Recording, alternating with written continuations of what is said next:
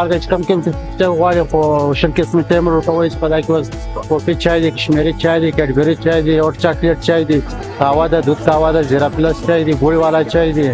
کلنجی چای دی مساله چای دی کوپره چای دی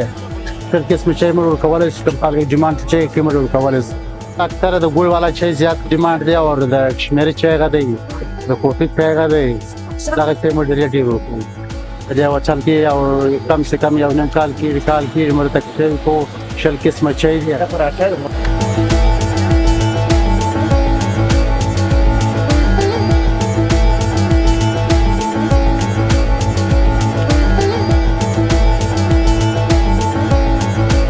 बाकी जगहों पे तो